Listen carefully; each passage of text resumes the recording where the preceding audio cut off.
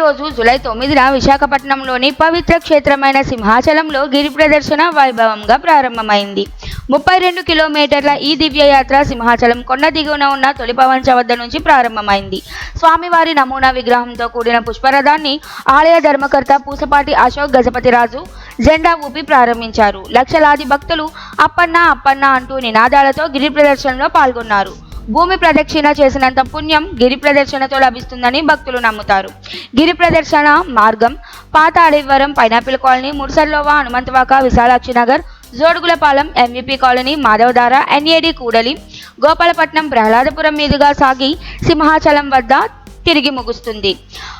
భక్తుల కోసం అన్ని ఏర్పాట్లు అధికార యంత్రాంగం చేసింది. వాలంటీర్ల సహకారంతో త్రాగునీరు, ప్రసాదం, టాయిలెట్లు, వైద్య శిబిరాలు అందుబాటులో ఉన్నాయి. కొండ దిగువకు తిరిగి వచ్చే భక్తుల కోసం 50 ఆర్టీసీ బస్సులు ఉచితంగా అందిస్తున్నారు. రేపు జూలై 10న ఆషాఢ పౌర్ణమి సందర్భంగా ఆలయ ప్రదక్షిణ, చందన సమర్పణ జరగనుంది. ఆ రోజున వేకోజామున 2 గంటలకే సుప్రభాత సేవలు, పూజలు మొదలవుతాయి. అనంతరం సుమారు 125 కిలోల చందనం స్వామివారికి సమర్పించబడుతోంది. ఉదయం 3 గంటల నుంచి భక్తులకు ఆలయ ప్రదక్షిణకు అనుమతి ఉంది. లక్షలాదిగా వచ్చే భక్తులు సహకరించాలని అధికారులు విజ్ఞప్తి చేస్తున్నారు. ఇది భక్తి శ్రద్ధలతో కూడిన ఒక అపూర్వమైన సందర్భం. ప్రతి సంవత్సరంలాగే ఈసారి కూడా భక్తులు కాలినడకన 32 కిలోమీటర్లు నడిచి స్వామివారిని దర్శించుకుంటారు. ఈ ఘనతను అనుభవించేందుకు ఎన్నో కోట్ల మంది ఎదురు చూస్తుంటారు. జై సింహాచలేశ్వర స్వామి.